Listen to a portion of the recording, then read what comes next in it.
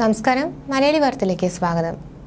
കഴിഞ്ഞ ദിവസം വോട്ടെടുപ്പ് ദിനത്തിൽ കേരളത്തിൽ രേഖപ്പെടുത്തിയത് ഉയർന്ന ചൂടെന്ന് റിപ്പോർട്ടുകൾ പുറത്തുവന്നിരുന്നു. സംസ്ഥാനത്ത് മിക്കയിടങ്ങളിലും ശക്തമായ ചൂടാണ് പകൽ അനുഭവപ്പെടുന്നത്. നേരത്തെ തന്നെ കേന്ദ്ര കാലാവസ്ഥാ വകുപ്പ് ഇക്കാര്യത്തിൽ മുന്നറിയിപ്പ് നൽകിയിരുന്നു. ഇതുതന്നെയാണ് കേരളത്തിൽ ഇന്നലും സംഭവിച്ചത്. വോട്ടെടുപ്പിനിടെ കേരളത്തിൽ ഇന്നലെ 8 പേരാണ് കുഴഞ്ഞു വീണ് മരിച്ചത്. ഇതിനും ചൂട് കാരണമായോ എന്ന സംശയമുണ്ട്. ഇതിന് സാധ്യത ഉണ്ടെന്നാണ് വിദഗ്ധർ സൂചിപ്പിക്കുന്നത്.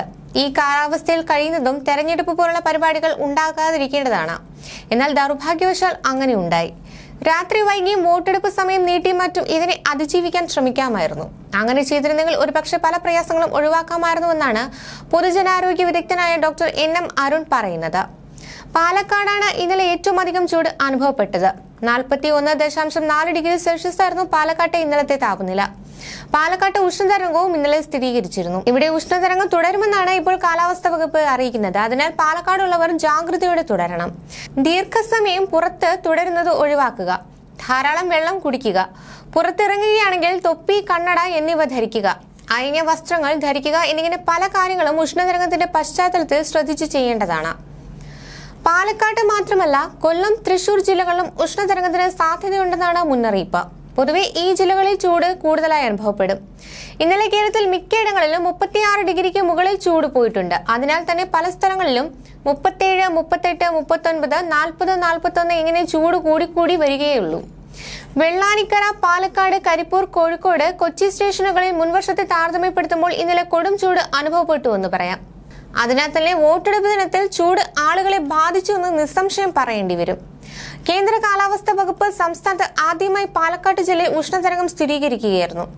5 ദിവസമായി സാധാരണ താപനിലയിൽ നിന്ന് 5 ഡിഗ്രി കൂടുതലാണ് പാലക്കാട് രേഖപ്പെടുത്തുന്നത്.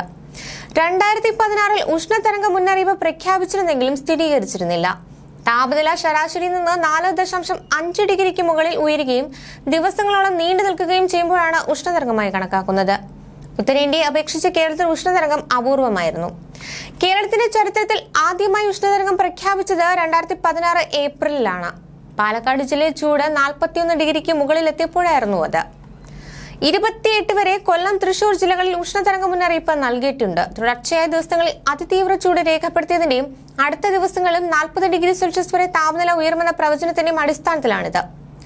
ഉഷ്ണതരംഗത്തിൽ സൂര്യാഘാതവും സൂര്യതാപവും ഏൽക്കാൻ സാധ്യതയുമേറെയാണ്. കടുത്ത സൂര്യാഘാതം മരണത്തിലേക്ക് വരെ നയിച്ചേക്കാം.